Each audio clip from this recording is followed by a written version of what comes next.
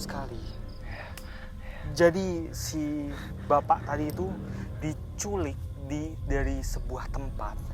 Kemudian dia dibawa ke suatu tempat yang jauh dari rumahnya dan di sana dia diinterogasi.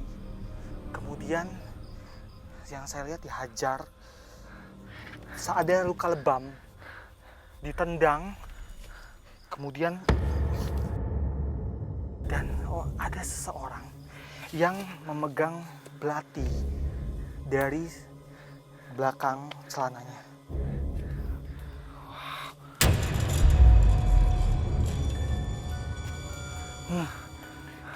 Makanya bapak itu ada luka-luka di sini. Dan kemudian setelah dia nggak berdaya, dia dibawa ke tempat ini dan dibuang. Bahkan di atas pun juga ada. Den, sebentar. Ini ada makhluk lain lagi, Den, Iya. yang mau bicara. Karena ini mereka kurang lebih sama, mereka punya kisah yang tragis. Banyak sekali. Iya. Nah, ya. Sebentar ya. Apa? Kamu mau bilang apa? Laki. Ya, satu-satu. Cukup. Satu-satu. Ini. Sebentar. Pohon-pohon yang gede banget. Tadi barusan di tengah-tengah sini, Fasya, aku cuma ngeliat ada 2 bola mata besar. Aduh. Nyala. Persis banget di depan ini. Jadi ada 1 titik di sini, gede banget, dan di sebelah sini. Kayak ngamatin dan ngawasin kita.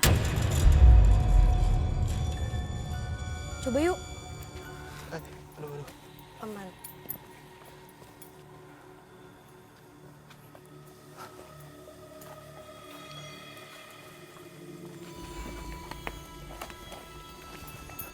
Wow. Sebentar Kak Frisly, sebelum Kak Frisly ngejelasin soal makhluk-makhluk di tempat ini yang dari tadi Kak Frisly lihat pada saat kita turun, tiba-tiba tuh ketakutan aku berkurang drastis. Entah kenapa, tapi kayaknya emang karena view dari tempat ini sendiri deh Kak Frisly. Kamu ngerasa tenang nggak di sini? Iya. Aku ngerasa tenang, ngerasa adem. Walaupun emang tadi sempat aku ngerasa agak kepanasan pada saat perjalanan menuju ke bawah sini. Tapi ya itu lagi-lagi, ini aku bener-bener amazed banget sih sama pemandangan di sini. Kayak aku nggak kebayang aja kalau kita sore hari datang ke tempat ini bakalan sebagus apa kelihatannya tempat ini. Iya aku. Kenapa Kak Frisly? Ada langkah kaki gede banget dari belakang.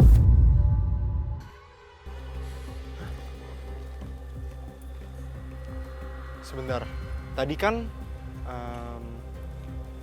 Bapak yang sebelumnya kita ajak komunikasi itu bilang kalau di sini terdapat beberapa goa ya Kak Frisly.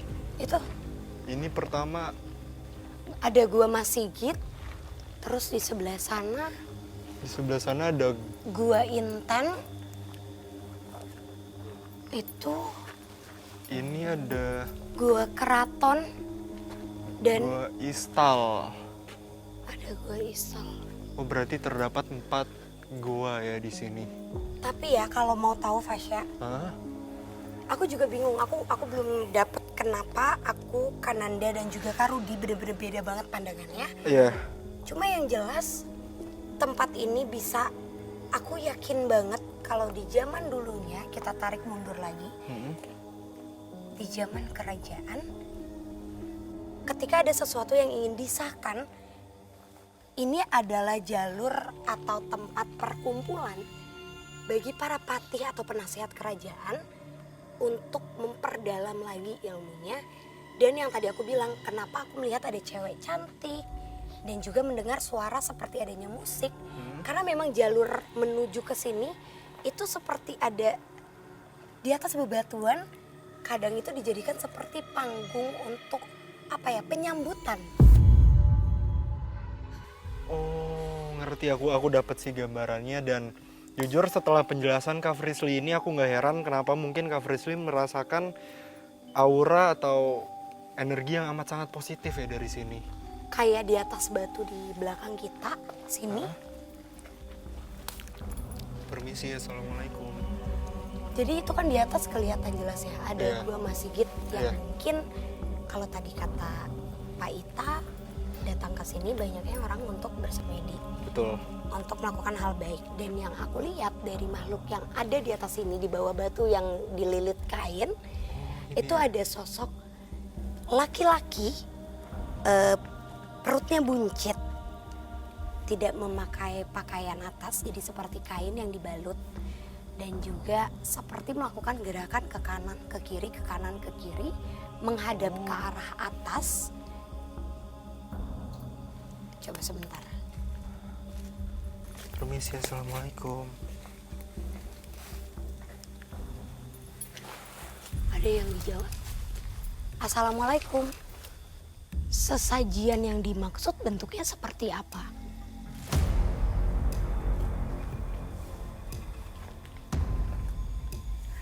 Di bagian depan sana.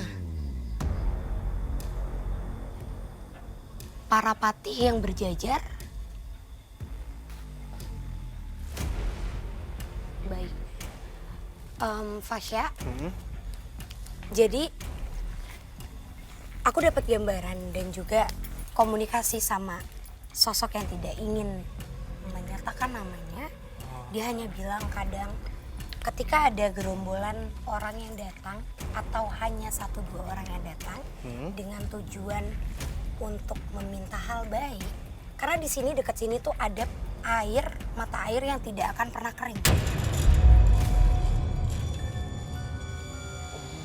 Dengar nggak? Ada sesuatu yang dijatuhkan. ada gitu. suara dari belakang sana Dari nggak sih? belakang batu sini. Iya. Iya. Dan biasanya kalau ada yang benar-benar fokus meditasi, itu kalau lagi diem, kadang dia ngerasa di belakang ini kayak ditiup. Di area belakang kepala ya? Iya. Karena emang ketika kalian datang ke sini dengan niat yang baik, para seperti makhluk-makhluk ini menyatakan bahwa mereka dulunya adalah seorang patih. Dan patih-patih itu disahkan menjadi patih, itu emang harus seperti beberapa hari, beberapa belas sampai puluhan hari mereka harus benar-benar berpuasa sampai akhirnya nanti akan dijemput dan dinyatakan menjadi penasehat kerajaan. Itu di tempat ini. Jadi kalau kalian benar-benar sungguh-sungguh, ya apa yang kalian inginkan diberikan jalannya gitu. Iya. Tapi aku agak sedikit ini Kak Frisly. Tadi kan sempat nyebut beberapa sosok di tempat ini. Iya. Berarti lebih dari satu sosok Lebih yang dari seperti ini. Lebih dari satu sosok-sosok yang laki-laki tapi tidak memakai pakaian ya. Tapi hanya memakai seperti kain-kain yang dililit. Itu ada di mana aja Kak Frisly? Satu ada di atas ini yang tadi komunikasi. Di atas gua masjid. Dan juga saat ini seperti ada yang berjejer di arah sana. Berjejer? Iya. Aku nggak tahu tapi ada yang pakai kayak topi kerucut tapi emas. Tapi masih dengan sisi positif. Aku yakin positif. Mungkin kita ngedekat ke arah sana ya. Karena sebenarnya fokus utama ketika orang datang ke sini, Fasya, itu mereka akan langsung tertuju ke salah satu goa yang menurut aku energinya cukup dominan dan juga kuat. Tapi di atas sana. Yuk.